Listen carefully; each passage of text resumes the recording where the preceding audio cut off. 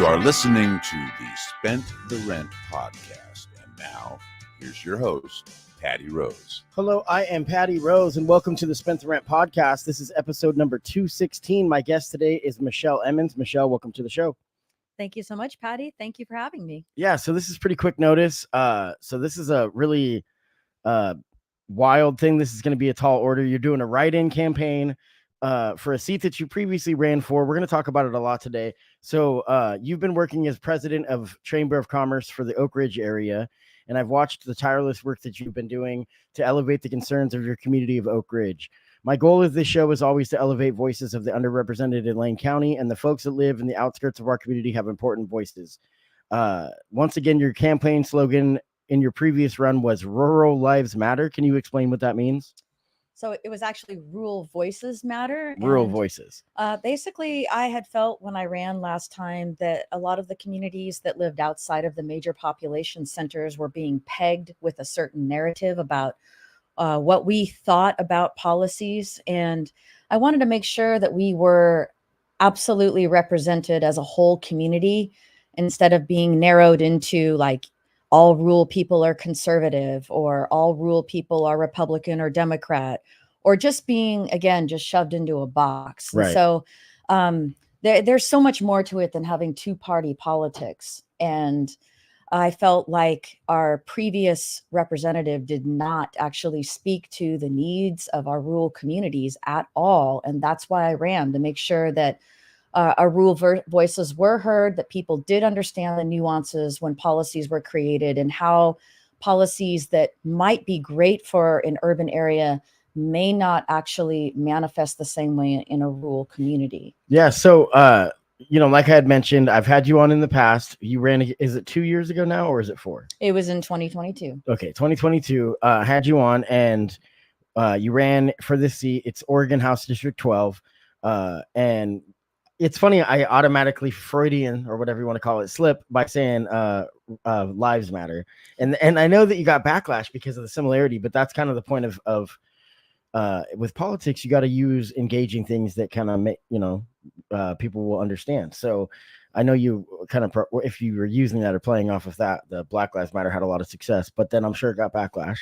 But it's Rural Voices Matter. That's the thing. So, and thank you for explaining that. So now, like I mentioned, you're running a write-in campaign this time. You're not going to be on the ballot, but there were some big, changes that happened. Charlie Conrad holds a seat, and I went pretty hard on him on his record when I had you on the podcast previously. And we'll talk today about how your view of Representative Conrad has changed.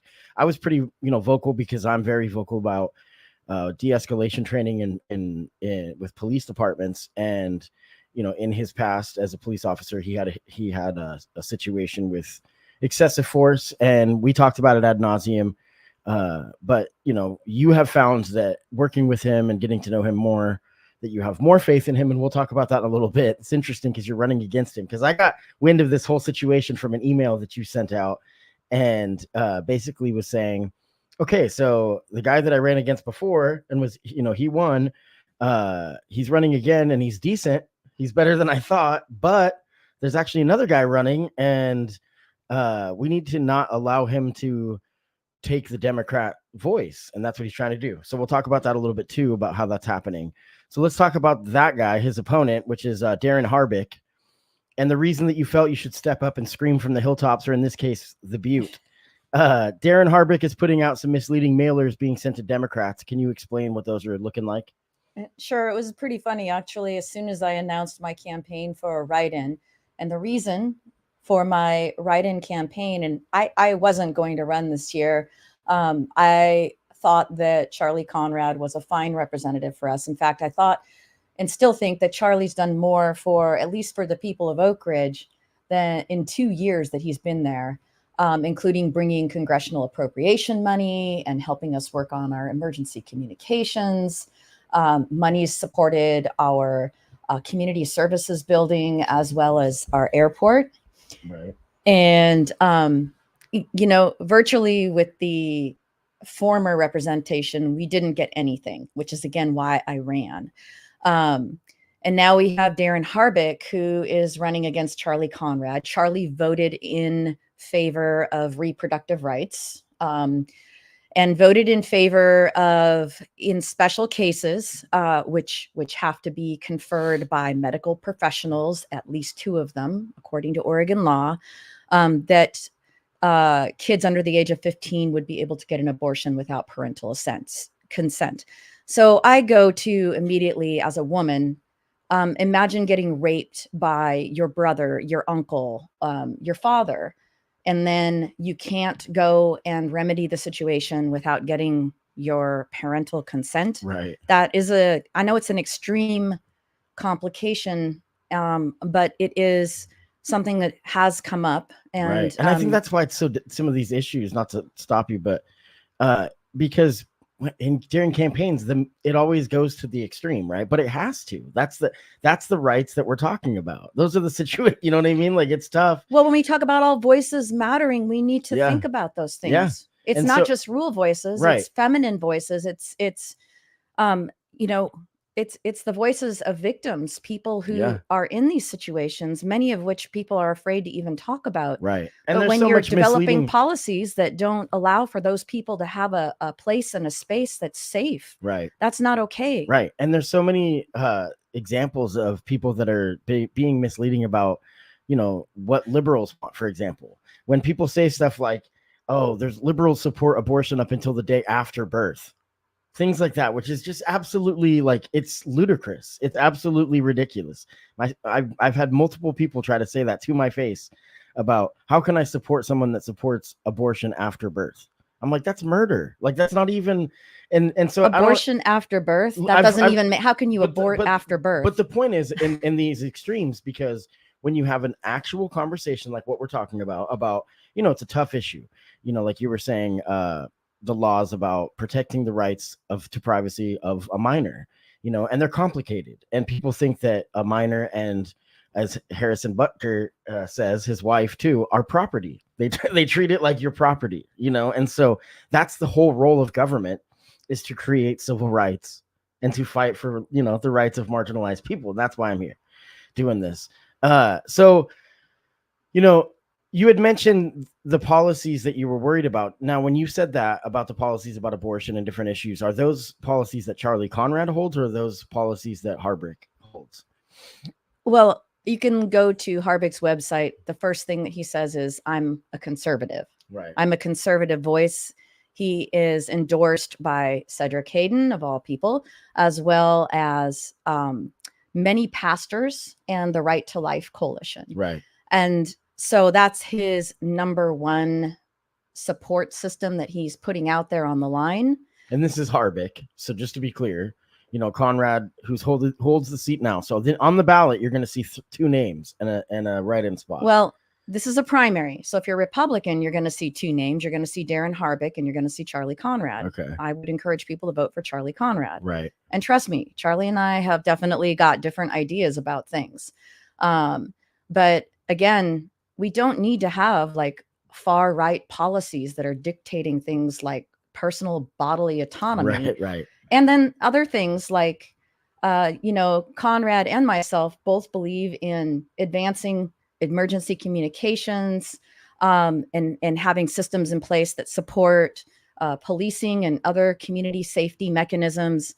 We also believe in hardening homes and making sure that people have the resources that they need in order to ensure that their homes are safe in case of wildfires. But instead of focusing on those solutions, you can go to the Register Guard and you can read the recent interview between Conrad and Harbick, and you'll find that Harbick believes that the federal land should be managed by the logging industry. Right. And by the way, he does own a logging company. Right. So I can't get any more self-serving than that. Right. And I mean, like what you're saying about the work that you've put in, and then working alongside current incumbent Charlie Conrad, that you're trying to actually get results. Regardless of viewpoint, you're finding common ground. And that's what needs to happen. And that's what can happen in all communities, but definitely in rural communities, when people are actually looking at each other as, they're coming to each other in good faith. Yeah, where, I mean, we have a lot of people in the extremes that are not doing that. And the entire Republican Party now is just based on dehumanizing any type of progressive thought. Well, I don't want to say the entire Republican Party is about dehumanizing. Maybe not locally, but it is as a whole nationally. There's no two ways about it. And maybe that's the media's fault. And I understand what you're saying, because you worked, like you said, you've tried to work with both parties. And obviously the issues that face a place like Oakridge are going to be similar and yet different than other places, because it's a lot more rural, like we had said.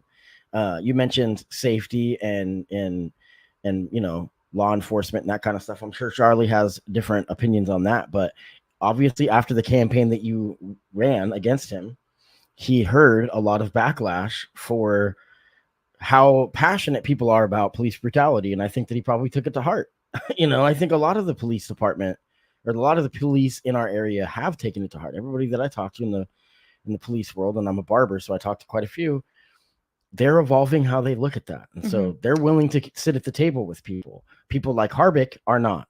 Like, they're not willing to sit at the table with people. So maybe you can speak on that. Well, I was just going to say that during the time that I did run, I did have an opportunity to go out to several police departments across rural communities specifically. And I would say that overall that our law enforcement agencies are very open to hearing from their constituents. Yeah. The problem is that when we have gun safety laws that tie the hands of our law enforcement agencies to be able to do their job in a safe way, and they are trained to believe that every situation that they go into could end up in death. Right. So imagine if that's your job. You're walking in the door every day, and you may not be coming in the door to work, but you may not be coming back in the door to your home. Yeah. So that is a reality for many police officers who are out in the field. And so because that is the culture, sometimes things happen that maybe shouldn't have happened because people are working so high on adrenaline. Sure. Or because that is the basic culture. But I do think that's changing. That's what I'm saying. The other thing that's changing is that we are seeing things like drug addiction, mental health illness calls. Those are not always being handled by the police officer on the street, but that communities are looking at investing in resources that allow for trauma-informed communications trainings and or the professionals that work with those folks who need a little bit of extra special care in order to de-escalate a situation. Right. And then de-escalation training, as you'd mentioned, is something that is also more prominent in law enforcement training as well. So those are some, important things that I think are bigger conversations now. And I know that several of my constituents have called in and spoken with their law enforcement agencies about some of their concerns after Charlie's run. And I think Charlie's heard it too, loud and clear. Sure. And I've heard from some of my constituents who said that they have contacted him and spoken with him personally, even after there were some bills that he didn't vote for, which were supposed to increase gun safety or policing safety. But he saw some of the holes in that, but he was able to have really good conversations with my constituents about that. And I think that's where we are looking at, yes, we realize that there's an issue. There is some common ground. There's a problem that we are trying to solve, but maybe we're going to come about it a little bit differently. And if I can hear you, if I can listen to you, if I can see you, then I can understand that maybe the first solution I came up with isn't going to work for you. But together, maybe we can find another solution that does work. Totally. And that's where we want to get to with politics, not I'm a D, you're an R. Right. This is the black and white solution. We're not going to consider anything else. Your voice doesn't matter. Right. And if anybody's listened to my podcast, you can see my ideology evolving. And at this point, I'm just kind of looking for people that want to do what you're talking about, want to, like I said before, come at people in good faith, are willing to have dialogue. I mean, sometimes it is difficult conversations, and so time and place, and we need to be aware of that. Well, we also want to have trustful and authentic conversations with people. And so I thought it was pretty interesting that when I made the announcement for a write-in campaign with several of my colleagues at the Democratic Party of Lane County, that suddenly people who are Democrats who haven't voted yet are getting postcards now that took the words out of my letter to people and said, hey, please write my name in. This was Harbeck's campaign who sent out a postcard stating to write his name in for the Democratic nomination so that Democrats could have a voice. Yeah, I was going to read it. You sent it to me earlier, and it's basically a mailer that went out to people in your area that are registered Democrats. Right. So like you said, this is a hardline conservative that is doing this. And if you go right to his website, this is Darren Harbick. If you go to his website, it says a conservative right off the bat. Right. And it says, because no Democrat filed for House District 12, you won't have a voice in the race for state representative unless you write someone's name in. Luckily, in bold, it says Darren Harbick is running for a write-in campaign to give you a voice. Darren is a trusted local leader who will advocate for our community regardless of party. And that's not what he's representing. That's not what he's talking about. He's representing on his so website. It's super misleading. It's totally within the law, I'm sure. And that's a hard thing. It's like the Russian memes. It's this misinformation technique where people don't want to be honest and they want to be misleading because they know that people are busy. And the whole part of a Republican democracy is that, the politicians do their job and the people can come when they need to and vote. And so they just hope that politicians would come at them honestly. Now, we know that that's very uncommon, at least on the global scale. And locally, that's for a different day. But yeah, it's definitely not okay that somebody I'm very familiar. That's not new to politics, at least the Harbick name. I'm not going to say that the whole family has one political affiliation because I have no idea. To be fair, I know people from Upriver. I know a couple of the Harbicks that are great people. So I'm not trying to get into that, but I'm pretty sure he's ran before for different seats. He did. And so it's been around, the name's been around, the family's been around, very connected in that community. So I guess my issue is like, be authentic, be truthful. Totally. You don't need to mislead people. No, you're not a Democrat. You're not trying to represent Democratic voices. That is not your campaign platform. So why would you put that out there if you wanted to be seen as a trustful and authentic voice? It really just shows the exact opposite. And the thing is, this isn't like a dirty play that's like brand new. This was the reason why Cedric Hayden won his seat in 2014. Yeah, and on a local level, you can win on these. You can win on write-on campaigns because it's not very many votes that you need to get. So if you can drum up your neighborhood, it's not that many votes that you have to pull. So, as a moderate candidate with a mix of progressive and conservative values, how do you plan to balance these perspectives to address key issues? I want to go ahead and move on a little bit and talk about what you plan on doing if you're successful with this campaign. So how do you plan to balance these perspectives to address key issues like clean water, air, healthcare access, like we mentioned before, economic development and whatnot in your district? Well, I think we're already well on our way with some of those things. There are some key policies that have been in play that actually Conrad's been working on to address healthcare access, to make it easier to recruit doctors into smaller rural communities, for instance. We have had some investment in our local medical offices as well. And there's been a terrific amount of investment coming into the McKinsey community as well in order to create more access to healthcare services. And so I think we can all say that we're all pushing for more access to services. And, even Harbick he's got his mental health clinic that he has as well, where he's at.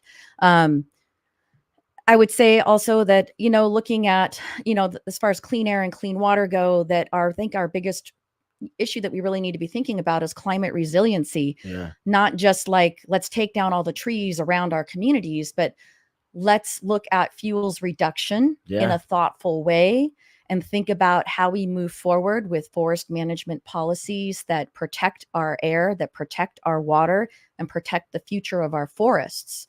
And I think that it can't be like a benefit for one particular priority that comes first. So if we're just, for instance, the hottest places that burned on the McKinsey were actually the forests that were like overmanaged, where you had late succession forests with trees that were all the same height, that were kind of a monoculture. Wow. And those areas burned the hottest and the fastest. Right. And so we can't say that necessarily that it was the government's fault that those fires happened. We can't say it was like private industry's fault. We know that it was a mixture of policies that, honestly, I believe that things happen and it happened over time, that these trees grew, that we implemented these policies. and that it manifested in a devastating and terrible wildfire experience. Yeah. And now we have this experience, and we have science that says you got to do it differently. And we meaning our local government, our Forest Service, our cities that are located within Forest Service boundaries or surrounded by state forests. We are looking at better ways of managing the forests together. What does that mean for protecting our communities, hardening our homes, making sure that individuals have access to do the work around their homes that needs to be done in order to protect their homes, and also that people who are rebuilding have access to the materials that are important to create fire resilient spaces, right? And then climate resiliency on a whole, we can't just think about like preventing wildfire, but also how do we manage the forest for clean water? How do we make sure that we have access to water? So we're not going to be blowing up the mountainside, which I know we're going to talk about soon, with a gravel mine that might be like a quarter of a mile outside of the edge of town, for instance, in Oakridge, Oregon, and contaminating groundwater. But that we really think about better places to locate natural resource extraction businesses such as that. And then on top of that, too, there's a lot of creative things that we can do, like managing recreation trails in a way that allows for better access for firefighters. And also to have buffer zones, again, using recreation trails against communities that allow for easier access out into backcountry areas, but also create a quality of life experience for people that are living in those local communities. Yeah. That all sounds awesome, and it shows that you're actually putting the work in, and I wish you would have stepped up earlier. Like, I didn't know there was going to be such a hot race. Yeah. And so I just so kind we'll of see. met the call. Because this is, I think that the date is 4 days from now that people have to turn in their we are ballots. 4 So days we're definitely from in the crunch. So once again, Michelle Emmons, do they have to put your full name, or is Michelle Emmons good enough on the ballot for the write-in? Well, Michelle Emmons is my full name. Okay. And good. Yes, you'll want to put the full name on the ballot. I meant because you've been married and hyphenated on Facebook. I don't know. Sure. So Michelle it is Emmons, Michelle Emmons. That is good. my business name. Good. And then make sure that the big thing is to fill in the bubble. Okay. Good. You have to fill in the bubble. Yeah. If you don't fill in the bubble, it doesn't count. And so this is if you're registered Republican and you want to support Michelle Emmons, you can. But you're going to be, if you're in the Oakridge area, you're going to see Harbick and Charlie Conrad on the ballot. If you don't want to support a candidate that's willing to work with both sides, hey, maybe your vote is better served for Charlie Conrad. But Harbick is toxic, so is what I'm saying. So now, for the Democrats, there's going to be nobody on your ballot. And so hopefully you are voting because the issues still matter. And that's when you're going to want to write in Michelle Emmons on your ballot. So now let's talk about the Butte and a lot of the work that you've been putting in. I'm just going to read this little summary. I did a little bit of research on some of the stories about what's happening with it. It's the TV Butte. That's what it's called. Yeah. So TV Butte in Oakridge, Oregon. Okay. So the Oakridge City Council unanimously approved a letter opposing the old Hazeldale Quarry, a rock quarry project, at their recent meeting. The letter addressed to the Lane County Planning Commission and Board of Commissioners outlined several concerns. Local groups and citizens strongly oppose the quarry, which would involve rock crushing and mining on TV Butte near Oakridge's eastern limits. The project is backed by Ed King III of King Estate Winery and aims to turn 46 acres of forest into a source for highway construction materials. A major concern for the quarry's proximity to Oakridge is aquifer. Aquifer. What am I missing, and where are we at with the progress of this debate? Well, right now we're in, I think it's the third round. The TV Butte Old Hazeldale Quarry Mine has been moving around the county now for about a decade. And so we're going to bat for, I think this is the third time again. Moving around the decade, meaning like trying to do different locations? This is the third time that the Old Hazeldale Quarry application has been submitted to Lane County. For the same location? For the same location. The idea is to take it from a forest zone to an extraction zone for gravel mining. Wow. And so the problem is, well, there's lots of problems, but there is an old toxic dump that is about 25 feet from where they're going to place the crusher. Now imagine that crusher is pounding on the ground 12 hours or more a day, disturbing a toxic dump waste area over an aquifer through groundwater. So if that isn't an issue, I don't know what else there could be. There are other gravel quarries that are already in the area. It was interesting because during the last round of county commissioner votes, Jay Bosovich and Pat Farr both said that Oakridge needed this gravel quarry in order to build a stadium, which all of us in Oakridge were like, a stadium? What? Tell us about the stadium, because we don't really know what stadium you're talking about. And then there was also some conjecture about roads being built. So maybe some backdoor deals or something that I don't think there's any backdoor deals. I think it was just a pie in the sky statement that had no credence at all. Yeah, I mean, it's just interesting. And then the other thing is when you look at politicians who are making decisions about what's happening, especially in our small towns, which don't seem to be very important because there's not as much population.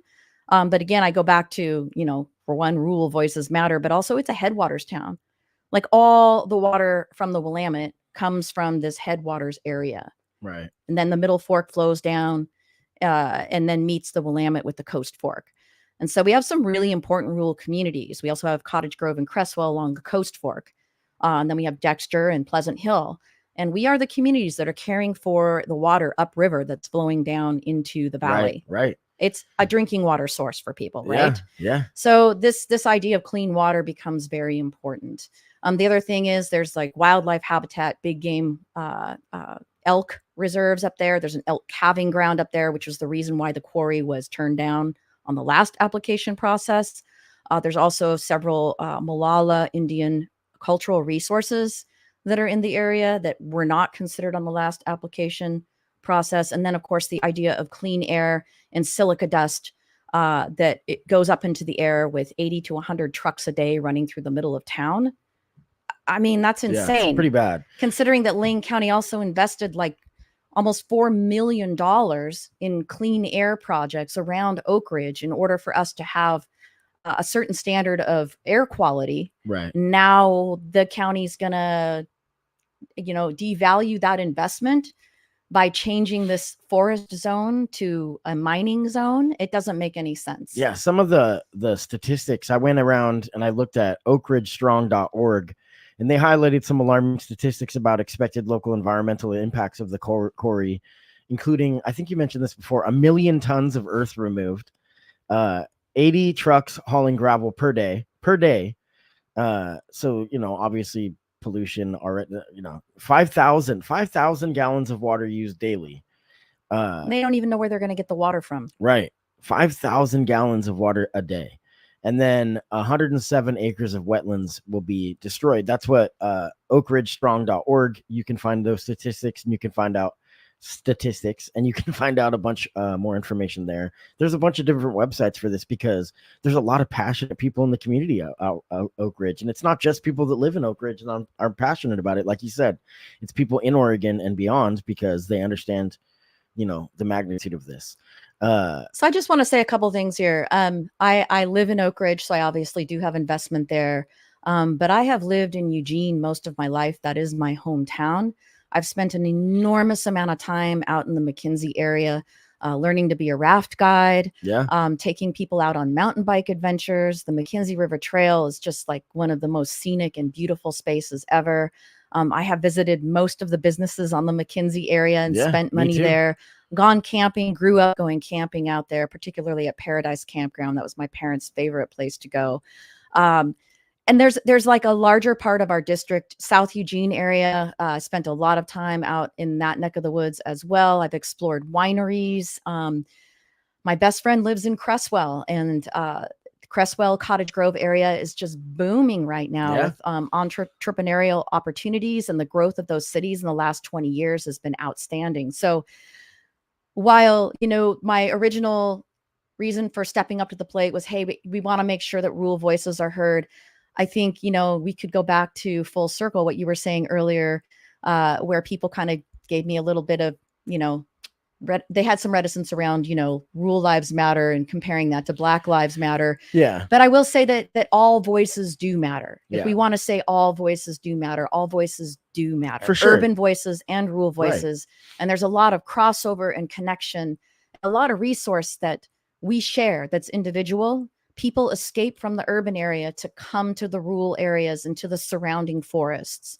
And people go from the rural areas where there's food scarcity many times and restaurant scarcity, and we come to the urban areas so that we can get medical services and food and things like that. So and vice versa, I mean, I grew up, Springfield, bouncing back and forth between Eugene and Springfield, but my stepsons lived with their dad up the McKenzie, and so we went to basketball games upriver. And so I've talked about it a bunch on this podcast, that when that Holiday Farms fire hit, I was devastated because I personally knew people that lost everything, and so these are, to me, my neighbors. I mean, I know Oakridge we got, I know a couple, I know a bunch of people, but I know a couple, older couple that's my good friend's father and mother that come in all the way from Oakridge to my barbershop to get their haircut.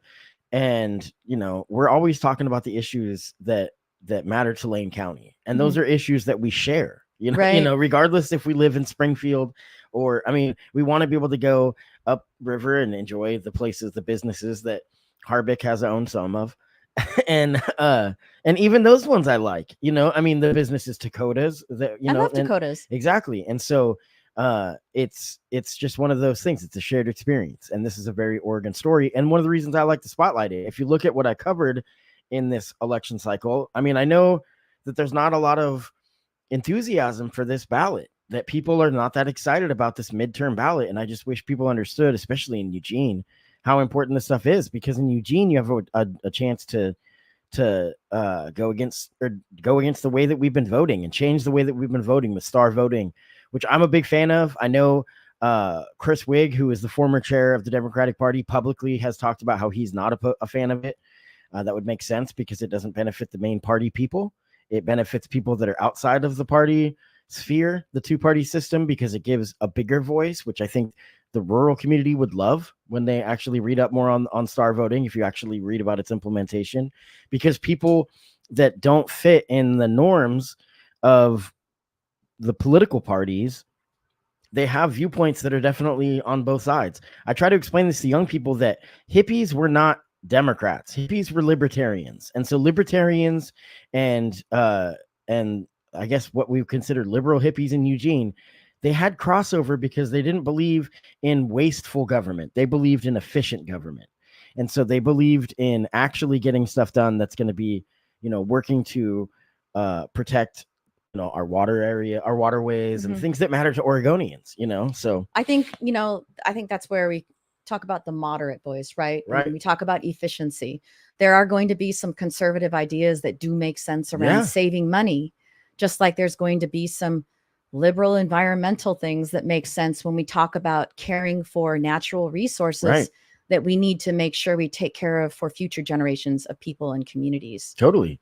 And that's what I'm trying to say is I think it's where people have these ideas of what it is, but it's not the truth. It's not the full story. So now how can people use their voice? How can people help you and talk about your Facebook page? I know that is it Dirt Road Democrat? Something like, is that your? You can always find me at Emmons for Oregon on social media. I did have a website for a long time, but I didn't really decide to jump in on this race until just 3 weeks ago. And so I don't have a website up right now. And I do work 2 full-time jobs. Yeah. I am a nonprofit leader. I do work in outdoor recreation as the executive director for Oakridge Trails Alliance. But I also work for Willamette Riverkeeper, as I have for over a decade now, working on clean water, clean air policy, recreation management, and advocacy.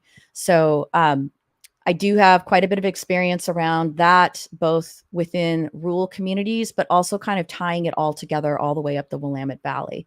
And I think that's a strength that I have. While I live in Oakridge, I don't live in Oakridge in a bubble. I live in Oakridge and I understand the value of the resources that are downriver, and I understand the value of the resources that are our state. Yeah. So what I would say to people is, how can you help? You can help by thinking about who you're going to vote for in this, just in this race being the HD12 race. So obviously only people in that district will have an opportunity to do that. But whatever your representation is, research the people that you are planning to vote for. Don't just take somebody else's word for it and then vote with their voice. Take some time to research your candidates and really understand what it is that they are bringing to the table. Right. Understand how they're going to connect your values, your community to the big picture in the state of Oregon, or even in your local races as well. I just got back from a tourism industry summit this morning, and that was one of the big takeaways for me, was understanding how does tourism and resources from an urban area work within Lane County to support the rural community, and what is the rural community offering those urban communities that they don't have, right? And so you kind of have this like circular ability to move resources around the table in Lane County regarding tourism. Go get like a glass of wine and Sweet Cheeks, spend the night at the Graduate, roll into Oakridge, grab a Airbnb there, go out for a mountain bike ride, and then head back to Eugene and fly home, for instance. Yeah, that's awesome. So yeah, we need state sales tax so that we can make money on that. No, because I know that all the Californians come up and enjoy all those things you talk about and then don't pay for it. That's for a different day. That's another can of worms for another day. That's yes, for a different day. No, lower property taxes and then let's raise sales taxes. I know that sounds insane, but we'll talk about that a different day. No, yeah, and this is why I want to do this show, is because I give an opportunity for people like you to have your voice elevated. That's at least my goal. And I thank you for the work that you continue to do for the area of Oakridge and for just Lane County as a whole. Michelle Emmons, House District 12 State Representative. You can write her name in, Michelle Emmons, EMMONS. Is that right? That is correct. Okay, good. I started doing that and then I was like, fill in the bubble. Yeah, fill in the bubble. Please, this is a primary season, so for some of the seats in Eugene, I know that the seat that Doyle Canning is running for, she has my full support. This is me speaking here. She has my full support. I know that there's been a huge number of mailers and money spent on commercials against her. And that's what happens when corporate Democrats want to take down the progressive voices. Now, I'm a big believer that she got a lot of flack because she ran against DeFazio in the primary. And I'm here for it. I think that her stepping up and running, nobody thought she was going to win. But the point is that she's saying, here's some areas that you're not doing things right.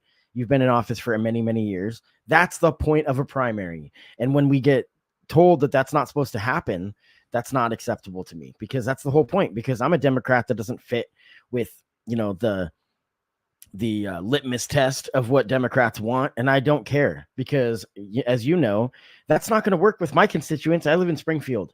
So if I ran on that, as I'm a lockstep Democrat, I would never actually be able to go anywhere. Not that I'm running for anything, but that's what I think works, is that you have to be somebody that can reach across the aisle, that can respect somebody. And during campaigns, like how we talked about Charlie Conrad, that's what campaigns are for. You're supposed to talk about the differences between you, and then once they are elected, if you are not successful, then you work with them. That's democracy. Exactly. You know what I mean? It's not. So, I mean, I think that it's encouraging to hear you talk about your viewpoint on Charlie evolve. And so, I think that people listen to this episode can make their decisions. I don't ever want to tell someone how to vote, but of course I'm going to have candidates that I agree with on my show, or people that I think that I could work with, because that's the time I want to put into it. I'm not going to prop up candidates. Like, I'm not going to reach out to Darren and be like, hey, Darren Harbrick, do you want to come on and I can give you a platform? I mean, I think we've probably mentioned his name too much. So. Well, we probably have, but hopefully, as I mentioned, like, people will do a little bit of research before they look at a postcard and take someone else's word for their vote. Yeah. And I think people are smarter than that, but I think people actually don't like those mailers. A lot, because I think they know that it's hurtful and hateful. And I think a lot of people see through it, that the people usually that are sending mailers, I mean, except for Sean Van Gordon, he's not running against anybody. He sent one out in Springfield and he's like, I love you, kid. No. And I would say, like, another thing is that it would be, listen to what your candidates are saying. Instead of saying repeal, right. How about let's talk about where are the issues with the policies we've created and what can we do to change that part of a policy, which was supposed to provide a larger benefit to everyone. Right. Right. And so another thing that Harvick does is he talks about repealing everything, but he doesn't actually offer any solutions. No, he doesn't actually point out what the real problem is and then offer a solution for that. Well, and the people that come from big industry, and that's where they want to get into politics to, to further their own agendas. Those people aren't concerned if it's going to help the people in the marginalized areas, because they won't be affected by these decisions. But if all you're going to do is repeal something that was passed in a largely Democratic Congress, then basically you're not going to be focusing on the things that you can do. Right. You're going to be focusing on something that's never going to happen. Exactly. So I think in Oregon, we all have to like reach across the aisle and we have to learn how to work with each other. Yeah. And that's not just like pretending like there wasn't a problem. It means that we look at the policy that we don't like and we say, here's where the issue is with that policy. What can we do to change that policy in order to fix that issue? Because it's hurting my constituents. Yeah. Not, we're just going to repeal. We're going to put all of our energy into this big repeal of this policy. But we know that the repeal is never going to happen because there's just not enough votes to make it happen. Well, and I think on the state level, there's some optimism. I mean, my dad, who's very conservative, keeps telling me every time I talk to him that the new governor, Tina Kotek, that she has made multiple comments about how she's not just giving money, all the budget's not just going to go to Portland, and that they're going to think about the rest of the state for once, and so that's rural voices matter. Yeah, exactly. And so, I mean, and it's actually true that they're actually reevaluating the way they're looking at things, because the people that are really trying to get results are willing to work with anybody that they can to get that done, regardless of their political affiliation. So please, don't buy into the rhetoric that the politicians, like people like Tina Kotek, are not willing to work with other people. That's just not true. There's a ton of examples, if you actually follow, the work that's being done. So anyway, we're going to get out of here. Michelle Emmons, thank you so much. House District 12, Oregon State Representative. You can write her name in, Michelle Emmons. Don't forget. And then ballots fill in the bubble. Right. And that's right. Fill in the bubble. And ballots are due on, I think, the 21st. You have a couple days. I think at this point you want to drop them off at a drop box. And you can find out anywhere. If you just Google Lane County drop boxes, you'll be able to find it. Thank you so much. And if you'd like to donate to the show, you can go to strpod.com. And thank you so much. Thanks, Patty. You're welcome.